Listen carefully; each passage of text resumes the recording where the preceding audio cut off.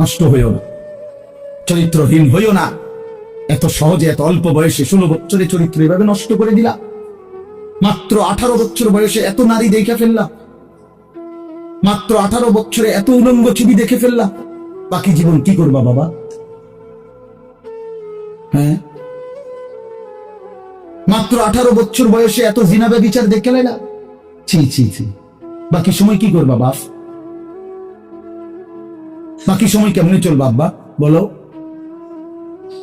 এত অল্প বয়সে এত নোংরা হয়ে গেল, এত কম বয়সে এত চরিত্রহীন হয়ে গেল। সারাদিন নারী ছবি কি দেখো মোবাইলে তোমরা? আমরা বুঝি না বাবা। কতবার চুলের ডিজাইন বদলাইলা বাপ? কারে দেখাইতে? কয়জন বেডি তোমার বাইতে আইছে? তুমি যে এতবার ডিজাইন বদলাইলা, কেডা আইছে তোমার সামনে? হ্যাঁ, সিনেমার কোন নর্তকী তোমার ফোন দিছে তাই শুনুন? তুমি যে বেডিতে দেখা আখলাক নষ্ট করতেছ, চরিত্র নষ্ট করতেছ, শরীরের যৌবনটা শেষ করতেছ, নিজের হাতকে লজ্জাস্থানের গুনাহ করে নষ্ট করে দিতেছ। প্রিয় বন্ধু, এর চাইতে বেশি তো আর বলতে পারি না।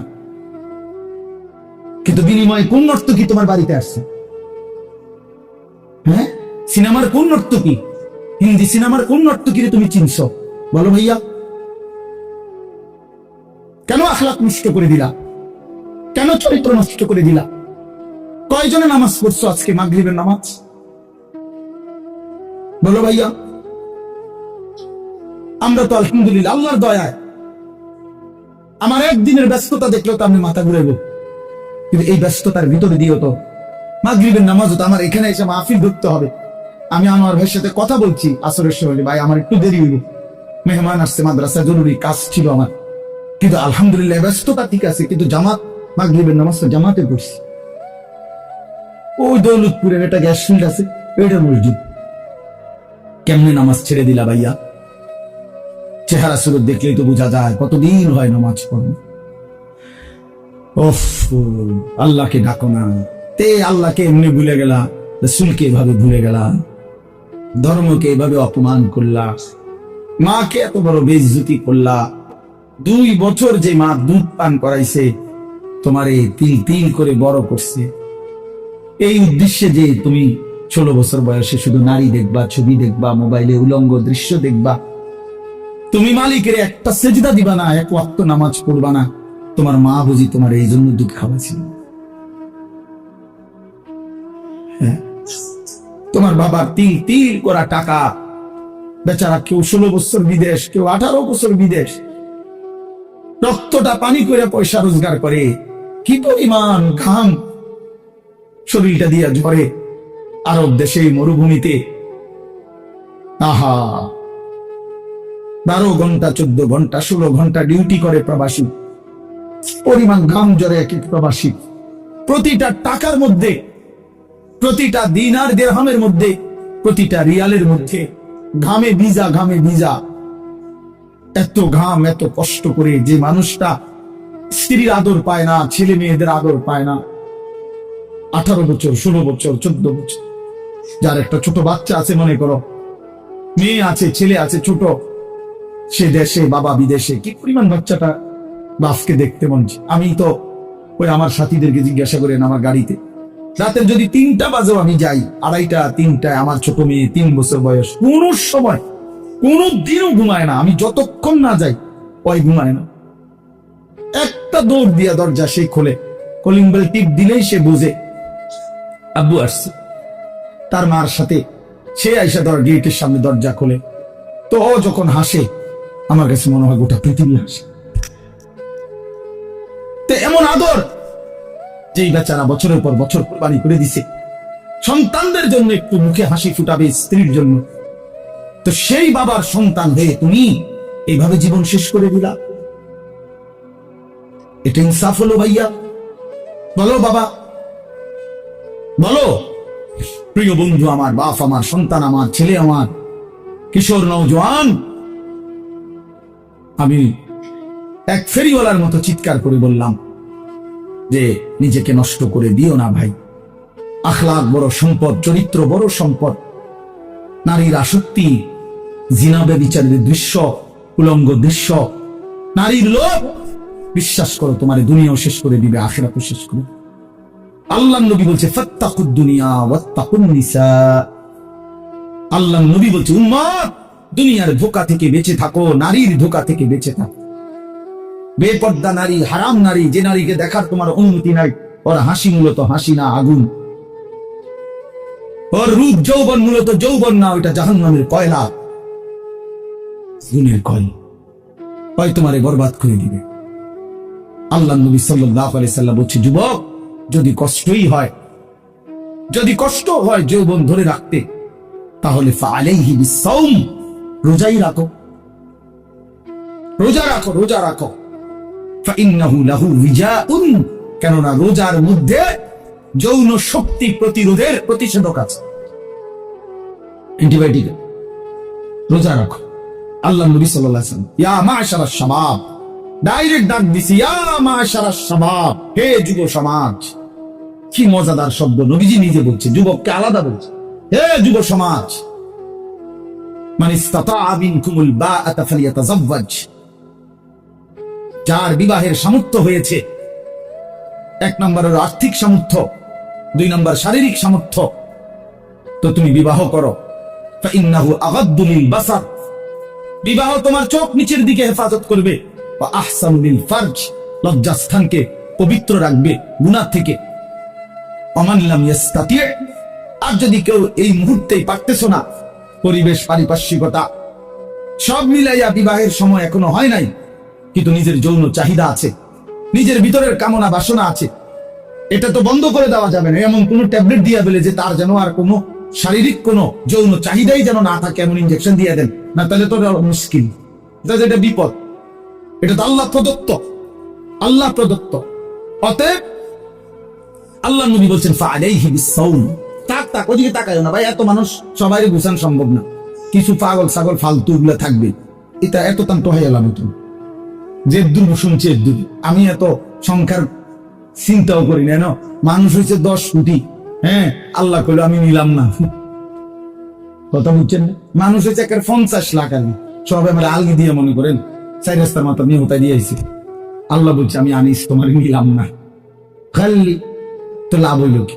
এই জন্য এটা কোনো বিষয়।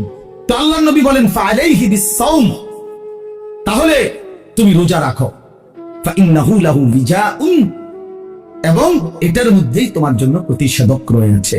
সবর করো, রোজা তোমাকে সবর করতে শিখাবে, রোজা তোমার চরিত্রকে পবিত্র রাখতে শুরু করে শেখাবে।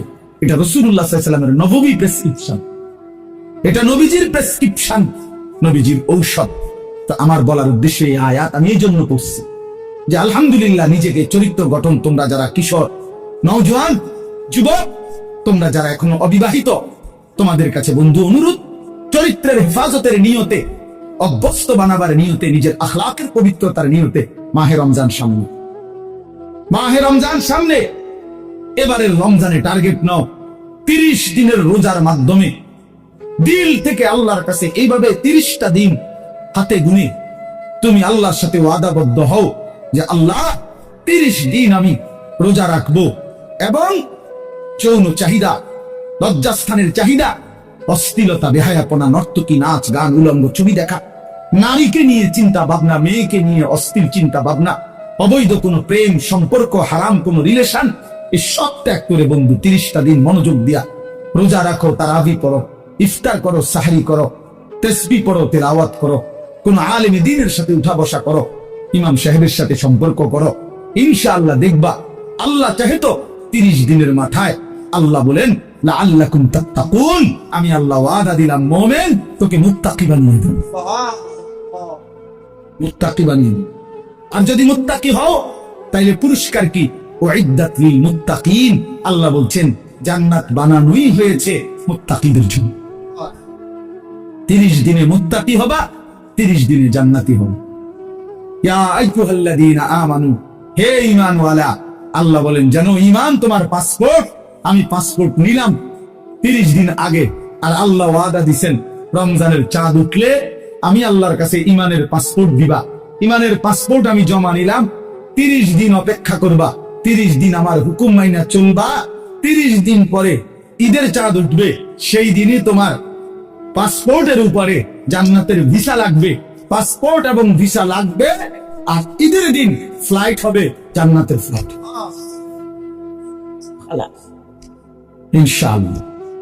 ইনশাআল্লাহ হাদিসে আছে, ঈদের দিন আল্লাহ তাআলা ফেরেশতাদেরকে জিজ্ঞাসা করে, ফেরেশতারা বলো তো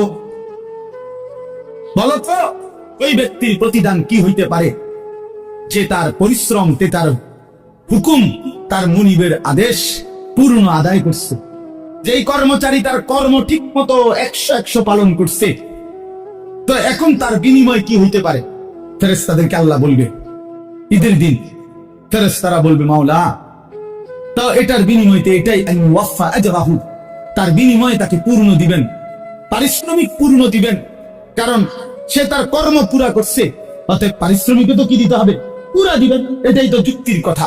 তো আল্লাহ তাআলা তখন বলবেন, ফেরেশতারা তোমরা সাক্ষী থাকো, আমার ইজ্জতের কসম, আমার জালালের কসম, আমি আল্লাহর বড়ত্বের কসম, আমার শ্রেষ্ঠত্বের কসম, আমার এই বান্দাগুলো একটি মাস রমজানে আমার হুকুম পূর্ণ আদায় করছে, আমার আদেশের হক আদায় করছে, রমজানের হক আদায় করছে।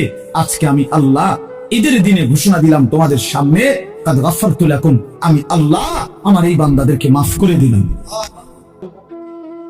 ফেরেশতারা তখন ডাক দিয়ে বলবে, তখন ফেরেশতারা নামাজি ঈদগাহের ইমানদার মুসলমানদেরকে বলবে যে ইন্নাল্লাহ কাদ গাফারা লাকুম, তোমাদের আল্লাহ তোমাদেরকে মাফ করে দিয়েছে, আমরা ফেরেশতারা নিজে শুনছি। ফারজিউ রাশিদিনা ইলা রিহালিকুম, অতএব তোমরা খুশি খুশি চিত্তে, সন্তুষ্ট চিত্তে, সফলভাবে তোমরা তোমাদের ঘরে ফিরে যাও। এই জন্য বন্ধু, এটাই আমার মূল বক্তব্য। আল্লাহ তাআলা মাহে রমজান আমাদের সামনে, আর মাত্র 30-32 দিন, খুব সম্ভব 32 দিন হবে, এরকম কতদিন? 32 দিন। আর মাত্র আমার শায়েখ আল্লামা মুফতি মুশতাকুন নবী সাহেব হুজুর এখন প্রত্যেক মাহফিলে ভাবে শিখায়, বলায় যে আর মাত্র 32 দিন মাহে রমজানের শুভ দিন। কয়দিন? আর মাত্র, বলেন না, মাহে রমজানের শুভ দিন, আর মাত্র 32 দিন রহমত মাগফিরাতের শুভ দিন, আর মাত্র 32 দিন নাজাতের শুভ দিন, আর মাত্র 32 দিন ইফতার সাহারির শুভ দিন, আর মাত্র 32 দিন 30 রাকাত তারাবির শুভ দিন, আর মাত্র 32 দিন মুত্তাকি হওয়ার শুভ দিন, আর মাত্র 32 দিন জান্নাতি হওয়ার শুভ দিন, আর মাত্র 32 দিন লাইলাতুল কদরের মর্যাদা পাওয়ার শুভ দিন। কাউন্ট ডাউন করো, মানে গুনো, আর মাত্র 31 দিন, আর মাত্র 30 দিন, কাউন্ট ডাউন, সংখ্যা গুনো। এটা উচিত নবীনগরের মুরব্বী এখন আসছে, আল্লাহ এখন। তো এই জন্য বললাম, আমরা অনুরোধ করছি প্রিয় বাপ, বয়স্ক বাবারা, আপনারা এবার আপনাদের তো আপনারা বলবেন যে হুজুর আমগুলো তো কিচ্ছুই করলেন না, কাল ফুলাইনই করলেন।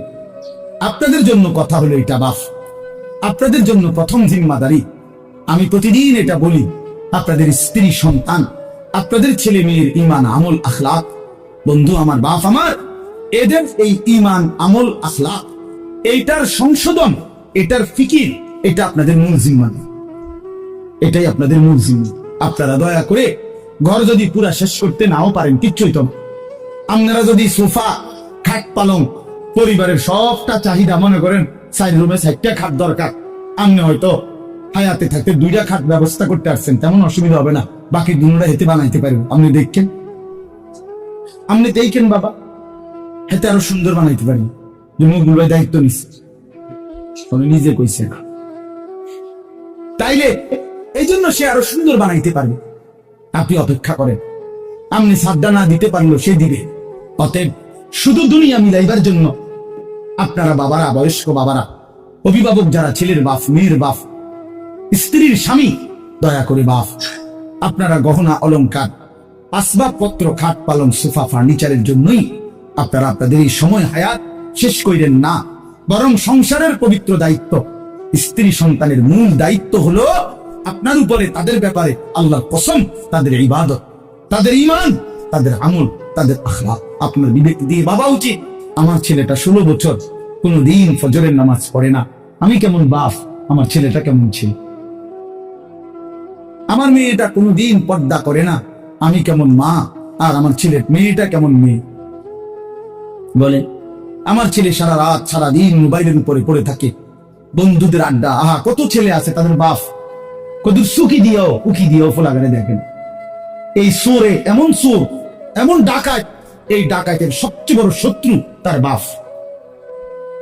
এই ডাকাইতে শুধু চোরের মতো আইসা ভাত খাইয়া যায়, সর্বোচ্চ চেষ্টা করে বাপে যেন না দেখে, বাপে যেন না দেখে, কোন রকমে চুরি করিয়া ঘরে ঢুকা ভাতটা খাইয়ে আবার বাইর হয়ে যায়, আবার মোবাইল নিয়ে বন্ধুদের আড্ডায়, আহা কারণ সে জানে, সে শত্রু মনে করে তাকে, যে তাকে কিছু নিষেধ করে অশ্লীলতা গুনাহ থেকে, যে কাছে তাকে কিছু রাগঢাক করব, কিছু ধমক দিব, এই জন্য সে যে তাকে উপকার করতে চায় সে তাকে দুশ্মন মনে করে।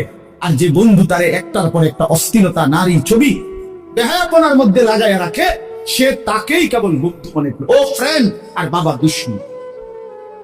ওই হলো বন্ধু। বন্ধু হলো সে যে আমার নিজের এমবি শেষ হয়ে গেলেও যে বন্ধু নিজের এমবি দিয়া, নিজের মোবাইল দিয়ে আমার উলঙ্গ ছবি দেখতে হয় দে, সেই তো বন্ধু, সেই তো বন্ধু। বন্ধু তো সে যে আমি মদের আড্ডা চিনতাম না, আমার প্রিয় বন্ধু আজকে আমাকে নেশার জগতে, অন্ধকার জগতে আমার ঢুকায় দিছে, সেই তো বন্ধু। সেই তো বন্ধু যে আমি নারী চিনতাম না, কোন মেয়ের সাথে আমার সম্পর্ক প্রথমে ছিল না, আমার বন্ধু নামের ইবলিস, আমার বন্ধু নামের শয়তান আমার একটা নারীর সাথে সম্পর্ক করে দিছে, একটা মেয়ের সাথে পরিচয় করায় দিছে। আহ, আল্লাহ রাসূল সাল্লাল্লাহু আলাইহি ওয়াসাল্লাম বলছে কিয়ামতের আলামত অনেকগুলোর মধ্যে 4টা আলামত এরকম নবী বলছে, আতা আর-রাজুলু ইমরাআতাহু আক্কা উম্মাহু আদনা সাদিকাহু আকসা আবাহু। নবীজি বলছেন এই 4টাও কিয়ামতের আলামত। একটা হলো ব্যক্তি তার বউয়ের গোলামি করবে, মার নাফরমানি করবে, বাবাকে দূরে সরায় দিবে, বন্ধুকে আপন করবে। এই চাই স্ত্রীর গোলামি করবে, বেডি যেটা কই দেয়, বেডি কবে সান, এটা সাঁদে দুপুরে, মনে করেন দুপুরে যদি বউয়ে কয় কি সুন্দর চাঁদ উঠছে, আসলে তো চাঁদ এত সুন্দর হয়, তুমি না বললে তো খেয়াল করতাম, বোঝেন না বুঝাই কয়টা দুপুর 12টা চাঁদ। আরে বলো কি তুমি, তুমি না বললে তো ভাবতেই পারতাম না যে চাঁদ এত সুন্দর হয়। কিন্তু এই কথাটা তো বলা উচিত, বেরি রে কি গো বেরি কি কইলা তুমি, দুপুর 12টা বাজে চাঁদ না, ও বলছে ওয়াইফ বলছে এইটাই চাঁদ, এটা সূর্য, এটা মানুষের কাছে সূর্য লাগলো, এটা আমার ওয়াইফে যেহেতু বলছে চাঁদ, এটা চাঁদ।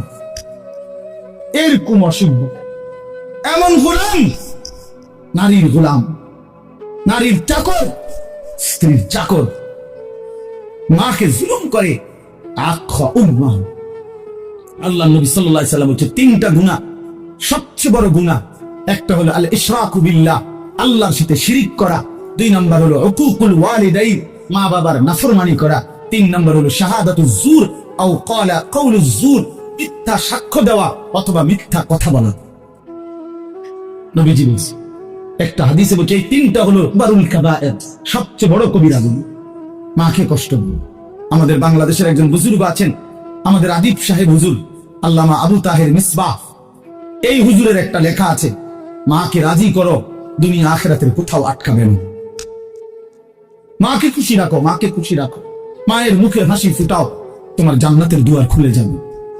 বাবার মুখে হাসি ফুটাও, তোমার জান্নাতের দুয়ার খুলে যাবে।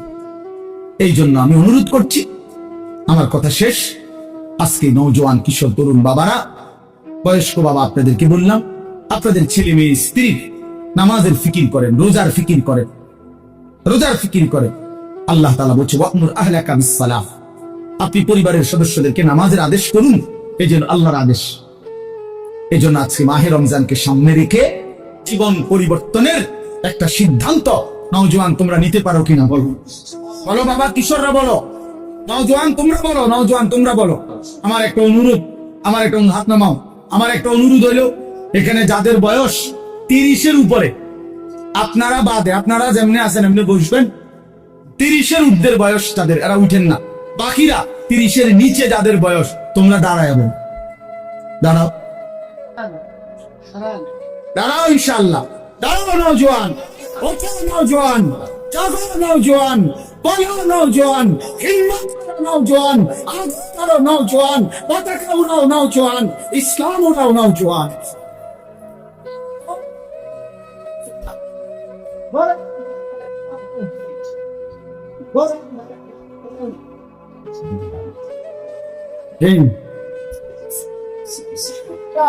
মাশাআল্লাহ, ঠিক আছে, ইনশাআল্লাহ নামাজ পড়ো, বাপ আল্লাহকে রাজি করো, দ্বীনকে মানো, ইনশাআল্লাহ তোমার হাতে ইসলামের পতাকা উড়বে, ইনশাআল্লাহ কালেমার পতাকা উড়বে।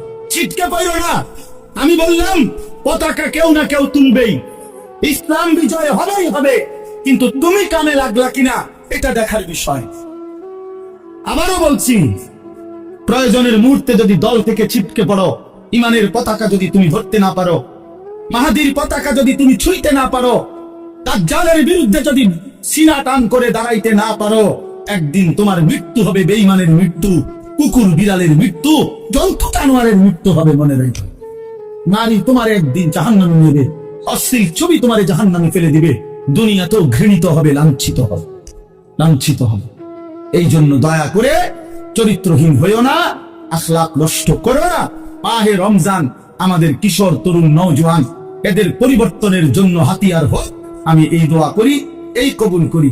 আল্লাহ তাআলা আমাদের وقال نبينا صلى الله عليه وسلم من صام رمضان إيمانا واحتسابا غفر له ما تقدم من ذنبه اللهم صل على محمد وعلى آل محمد كما صليت على إبراهيم وعلى آل إبراهيم إنك حميد مجيد اللهم بارك على محمد وعلى آل محمد كما باركت على إبراهيم وعلى آل إبراهيم إنك حميد مجيد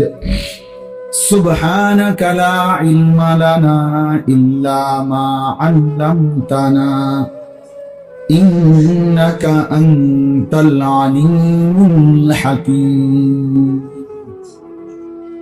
الحمد لله আল্লাহ পাক রব্বুল ইজ্জত জুল জালাল ওয়াল ইকরামের ফজল কারাম, রব্বুল আলামিনের অপরিসীম ইহসান, মেহেরবানি, দয়া, আল্লাহ তাআলা আমাদেরকে আজ 26 জানুয়ারি 2025 রোজ রবিবার বিবাড়িয়া জেলা নবীনগর উপজেলাধীন রসুল্লাবাদ হাবিবুল্লাহ হাফিজিয়া মাদ্রাসা ও মসজিদ যুব সমাজের উদ্যোগে হাফেজ ছাত্রদের পাগড়ি প্রদান উপলক্ষে আজকের এই 18তম বার্ষিক ওয়াজ ও দোয়ার মাহফিলে আল্লাহ তাআলাই আমাদেরকে আসবার বসবার, আল্লাহর জন্যই জমা হওয়ার তৌফিক দান করেছেন। এজন্য আমরা সকলেই বলি আলহামদুলিল্লাহ। প্রিয় ভাই, সবার কাছে অনুরোধ হলো, এমনিতেই আমার আসতে দেরি হয়ে গেছে, মাদ্রাসায় দুপুরবেলা অনেক মেহমান আসছে, ওনাদেরকে বিদায় দিয়ে আসরের নামাজের সময়, আসরের নামাজের আজানের মুহূর্তে আমি রওনা দিছি, এরপরে এইটুকু সময় লাগছে। তো অল্প কিছুক্ষণ সময় আমরা সামান্য কিছু কথাই আরজ করতে চাই। ব্যক্তিগতভাবে সবার কাছে অনুরোধ, নওজোয়ান ছেলে তোমাদের কাছে অনুরোধ, প্রত্যেকের হাতে যে মোবাইলগুলো এগুলো নামায় ফেলো। একজনও হাতে মোবাইল ধরে ভিডিও করা, রেকর্ড করা কিচ্ছু করা যাবে না। আমি পরিষ্কার নিষেধ করলাম, উপরে নিচে ডানে বামে সবাইকে বললাম, মেহেরবানি করে এই হাতে যেই না এগুলো থাকুন, স্ট্যান্ড গুলো হাতে, যাদের হাতের মোবাইলগুলো নামাই ফেল। বিষয়টা যদি কারো মানতে কষ্ট হয় তাহলে সে চলে গেলে ভালো, কোনো অসুবিধা নাই, 2-1 শ্রোতা কমে গেলে তেমন সমস্যা হবে না। কিন্তু আমার এই কথাটা মানা দরকার, কম হোক বেশি হোক, আল্লাহর কথা আসলে নিজেদের জন্য, নিজের পরিবর্তনের জন্য, নিজের ভালোর জন্য। তা আমি যদি নিজের জন্য কিছুই উপলব্ধি না করি, শুধু মোবাইলটা নিয়ে ব্যস্ত থাকি, তো দিল জমে না, দিলে কথা জমে না। প্রিয় ভাই, পরিবর্তন দরকার। গতানুগতিক শুধু একটা আয়োজন করলাম, সবসময় করতে হয় এজন্য করলাম, গত বছর 17তম, তো এবার 18তম, আগামী বছর 19তম। তো প্রতি বছর করতে হয় একটা মাহফিল, এই জন্য করা, এটা যেন না হয়, তাহলে লাভ হইল কি? এই জন্য দয়া করে আজকের মাহফিলে আল্লামা মুফতি আমজাদ হোসেন সাহেব বয়ান করবেন। অনেক উঁচু মাপের একজন মুহাক্কিক আলেম, ব্যক্তিগতভাবে আমার ব্যক্তিগত মুফতি যিনি, মানে আমি ব্যক্তিগতভাবে যত মাসআলা আমার জীবনে দরকার হয়, আমার ব্যক্তিগত জীবন সবকিছু যার কাছে জিজ্ঞাসা করি, যার সিদ্ধান্তে মেনে নেই, উনি এই মুফতি আমজাদ সাহেব। আমি ওনার ফতোয়ার উপরে খুব আস্থা রাখি, অনেক তাহকিকওয়ালা আলেম। আর এরপরে যিনি প্রধান আলোচক, তিনি তো তিনি।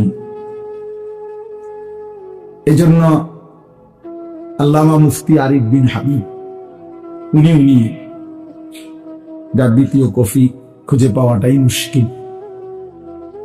তো ওনার প্রশংসা আর কি করা।